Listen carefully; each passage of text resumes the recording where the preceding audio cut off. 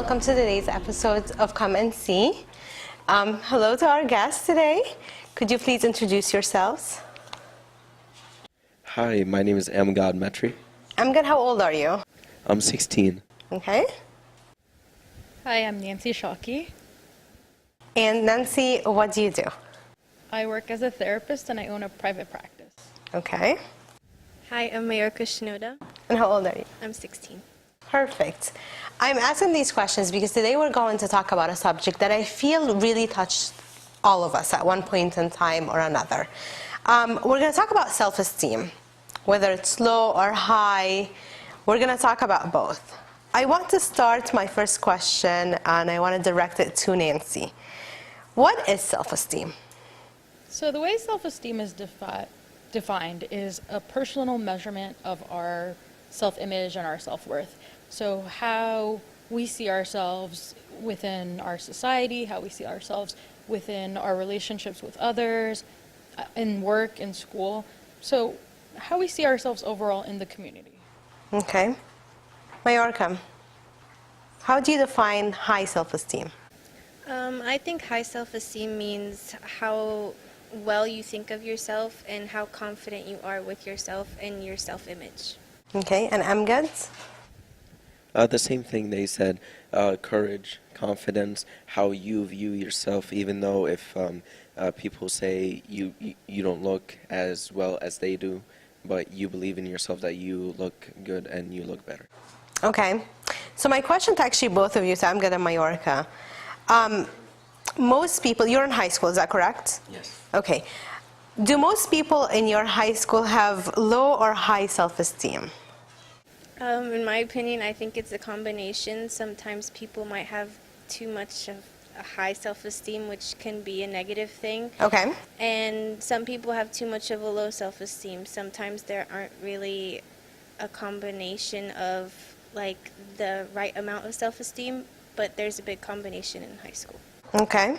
That's right. It depends on the person, actually, who they're with and their friends also. These are the characteristics that can define their self-esteem as high or low. I've seen many students and my classmates as they have high self-esteem and low self-esteem. And sometimes I can see it, sometimes I can't. When I see a person that has high self-esteem, I see them really communicating with others, really interacting with everybody. And the low self-esteem people, I see them in the corner. They're really not getting out there, not answering any question, just disappearing. I don't know why, but I always felt like there are a lot of teenagers, and maybe this is completely wrong for me to generalize, but I feel like a lot of them have low self-esteem. And it really shows in the way they try to grab attention from different places, like, again, social media, which we've talked about once previously. And I don't know, just grabbing at it in the wrong way. But maybe I am wrong, because you're saying that there is a combination between the two in your schools. Nancy, let me ask you, so I heard something before, and correct me if I'm wrong, that there are two major drops in a person's life when it comes to self-esteem. Basically, when they're becoming teenagers, so leaving childhood behind, becoming teenagers, and then when they actually enter the real world and become adults. Is that correct, or? It is correct. However, people's self-esteem varies in different milestones of their life. So, adolescence is a big stage where, you're on the cusp of childhood and you're also on the cusp of entering adulthood. So you're trying to figure yourself out, and you're kind of torn between figuring out who I am and who my parents may want me to be. So you're not yet a little kid, but you're also not yet into adulthood, and you're trying to formulate your personal identity. So this is a time where I see a lot of adolescents in our practice, and in adolescence, the kids are coming in, and one of the biggest contributing factors to depression is low self-esteem. One thing is, I see myself as, for example, unlovable or unworthy of being cared for. And because this is something called core beliefs in cognitive behavioral therapy, and these are formulated in our primitive years. So as little children, you know, our parents develop, you know, we have something called nature versus nurture. So some of our personality is genetic, you know, so if, you know, you have a predisposition for a short fuse or short tempered, you will see that as the child gets older, if it was in the father's DNA, the grandfather. The other thing is nurture. Your environmental impacts you. So how our parents raise us, how, you know, we formulate our friendships with our peers, how others see us can formulate messages we get about ourselves. So if I grew up and my parents were constantly telling me, you know, you got a B, why didn't you get an A? Your brother is doing sports, he's an honor roll student, you're not adequate enough, is a constant message that is internalized by a lot of adolescents. And when you get these core beliefs or internalized messages, you start taking them out on yourself. So I'm starting to see a lot of self-mutilation, which is like cutting. You know, kids are using like razors or, you know, sharp objects to cut because there's so much emotional tension or stress. You know, research is showing that the children that we have now in our society, they have the stress levels of 1950 patients in psychiatric asylums. So we are putting a lot of pressure on our kids to be a certain image. I honestly never expected it to be this serious because I know that a lot of us go through down times. And I felt like low self-esteem is just, again, you know, it's an emotional state and it happens and it goes away and so on. But what you're talking about is much more serious than I had expected. And what do you feel like there are a lot of teenagers that go through this? Is it a large percentage or is it just a select few? Again, I'm going to say I'm a bit biased because I am in the mental health field, so that is a population I work with. However, you know, just in adulthood, for example, research has shown 80% of women do not like how they look or how they feel about themselves. And, you know, I'll be honest, in the women that I counsel or that come in our office, you know, they are unhappy with something. You know, there's people that now it's like, I want to get work done. I want to get lipo. I want to get plastic surgery. And we are basing our self-esteem on our outside appearance. However, self-esteem is not just based on what you see in the outside. It's also internal and in your psyche. So if I'm looking at somebody, you know, I have clients who, on the outside, they look, according to society's standards, very good looking, gorgeous. But when I work with them in my office, they have very low self-esteem, or that's not how they perceive themselves or what they see in the mirror. So it's also internal.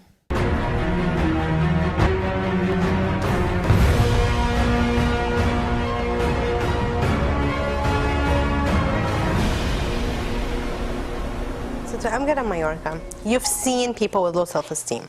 Yes. Okay. So I really want to get to the point, or to the bottom of this. How do you feel they work on having higher self-esteem? I don't always feel that we go about it the positive way or the correct way. How do your friends in school try to make themselves feel better? I think when it comes to having higher self-esteem, people look to social media and to other people.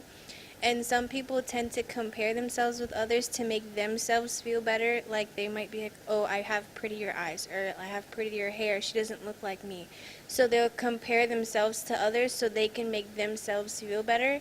And some people make fun of others just to say maybe they'll feel better just because the other person won't. So they'll put other people down to make themselves feel better, and they'll compare themselves. I think that's how they... But does it go even further? Does it become a bit dangerous because they're trying to get attention from elsewhere and sometimes from the wrong places, like talking to strangers on social media? Basically going after anybody that gives them a kind word or tells them they're pretty or they're smart and so on. Have you seen cases like that? Have you seen friends of yours or even people that you've heard about your age that have gone a step further just to make themselves feel a little bit better? I mean, I haven't seen it because, I mean, I don't know what that person has done or something, but absolutely, social media has an impact on self-esteem. And when you're on social media, you want attention. You're comparing yourself with this person or this celebrity. Look at this celebrity. She looks so beautiful, and look at me. Don't compare Okay. to yourself, because that person is higher than you. But you're just continuing in the world. You're still a teenager. You're still growing. And when it comes to social media and somebody giving them attention, they stick with that person, even if it's a stranger, and they go with them, and they talk more with them and all that. And I was reading in the Bible, and I saw this. God has said in the Bible, man looks at the outside of you, but God looks at your heart, which is Okay. beautiful. Which, I mean, I look at people from outside. I'm a human, right? But now I understand that I have to look within the person and all that. But what we have to understand, and what we have to go by, is that we need to understand that we are more precious and we are better inside than the outside. And God has created us in His image, so we can't be bad. We can't be that, right? You're giving me the perfect answers. I think the ones that we all want to hear, and the ones that we all believe. But I feel like maybe I wasn't a teenager that long ago, and I saw people that went about making themselves feel better the wrong way. And you guys, maybe I'm glad you haven't met this and you haven't seen these examples. Nancy, have you seen any in your practice? Have you seen someone get to a dangerous situation just because they wanted to have high self-esteem? Well, I'm going to start by saying that low self-esteem is very dangerous because it has like a domino effect that becomes pervasive in our lives and how it impacts our lives. So if, I'm going to say from childhood, if a child is born in a household where they're constantly criticized, or they're held to, high expectations and rigid standards, they formulate, their self-image based on what is a good person or what is success. Not that I am loved and I'm cared for just because of who I am. So people will start to think to themselves, if I dress a certain way, or if I do my hair a particular way, if I look a certain way, people will love me more or care about me or give me attention. And it becomes dangerous because what happens with low self-esteem, and I especially see it in men and women, is they get into the wrong relationships. They get into unhealthy marriages or unhealthy relationships. I feel, going back to what I said to you earlier about core beliefs or internalized messages, is we think, I feel like I'm not lovable, therefore I'll accept whatever comes to me. So if you have a female who has low self-esteem and she's upon the age of marriage, she may opt to marry the wrong partner and not who God wants her to marry, because in her mind she may think, well, nobody's gonna want to be with me, all my friends are getting married, and that low self-esteem becomes the negative self-talk in her head. So it does have dangerous effects. It also has dangerous effects on our psyches, because you have children who, like, if their parents are pressuring them to be like lawyers or doctors in our society, Middle Eastern culture, anything other than that would be considered, like not good enough. Therefore, you're getting these messages that you are not good enough. And that is something that we need to be cognizant of, is, how to raise children that have good self-esteem. Do you feel like, in your professional opinion, have you seen more men or women being affected by this, or is it pretty much equal? I would say, in my personal opinion, and based on like the work experience, is I see it in both genders. It just comes out in different ways. So with men, like 10 years ago when I was in the field, there wasn't as many men seeking out like counseling and therapy and trying to work on themselves. Now we have more men coming to work on themselves, realizing, okay, I'm not doing so good in my career, or I'm not as successful as I need to be. Let me figure it out. And then when we get into therapy or we get in, and we start doing the work, we realize there's some low self-esteem there that is prohibiting that person from being, who they can be. Women especially, sometimes I see women and even men get into unhealthy relationships because their self-worth is not as high as it should be. So it can impact us pervasively in various aspects of our lives. Have you ever heard of something called self-talk? I recently read about it. And is this something that is used in practices, or is it just, okay, Yes. okay. So self-talk is an internal dialogue that a person has that is kind of like, if you ever seen TV, like the angel on one side of your shoulder and the devil on the other side. And this is kind of what self-talk is. So self-talk can be maybe positive or negative. So negative self-talk is if I'm criticizing myself. So let's say I went on a job interview and I didn't do as good as I thought I would have, and I'm coming out of that interview criticizing, oh, I shouldn't have smiled too much, or maybe I look so cheesy that I gave that response, or I should have said this, or I answered that wrong. So all that negative self-talk makes me build self-loathing for myself, doubt. So that is a form of negative self-talk. Positive self-talk, and this is what we want to focus on as parents and as teachers and anybody working with children and adolescents, is encouraging, words of encouragement. Like sometimes I'll tell parents, please do not tell your child, if they did something wrong and say, you're a bad kid. They're not a bad kid. They are good kids that just made a bad choice.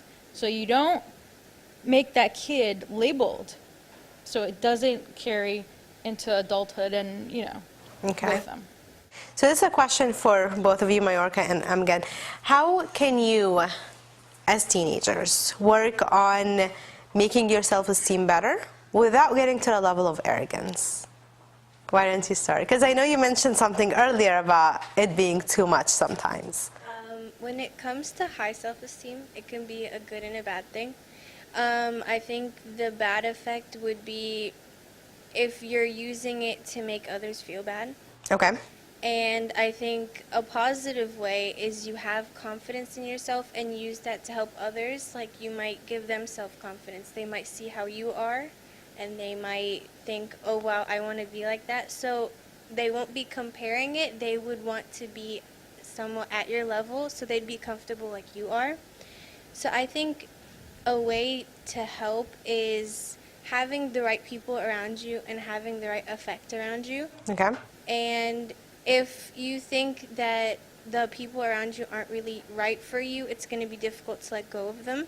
Mm-hmm. But it's what you're doing has to be what's good for you, and in a long term, it's going to be good for you. And if you stay with the wrong people, it'll just hurt you even more, and it'll be harder to bring yourself back up from that. Okay. Amgad? Yeah, absolutely. I agree with everything she said. And improving your self-esteem, some people can do it differently, and that way can be bad. A bad way that you can improve your self-esteem is looking at person less than you and then comparing yourself to them and saying... Just to make yourself feel better. Exactly, Okay. yeah, and don't do that because that person's still going through what you're going through. Okay. But if you help people and make them feel better, give them more confidence, and then they tell you good words, they say, yeah, good job and all that, that would improve your self-esteem. Well, thank you so much for your opinions. Especially thank you to Nancy, because I think we definitely needed to hear an expert's opinion on the subject. We deal with it in a way where we're just, you're right, as a parent, I do yell at my child every once in a while and say, I can't believe you did this. This is so horrible. But then I'm thinking, you're right, he's not a bad child. He just made a bad choice. Well, I hope we all think of it this way. There are good, positive ways to improve our self-esteem. Thank you so much for being with us today.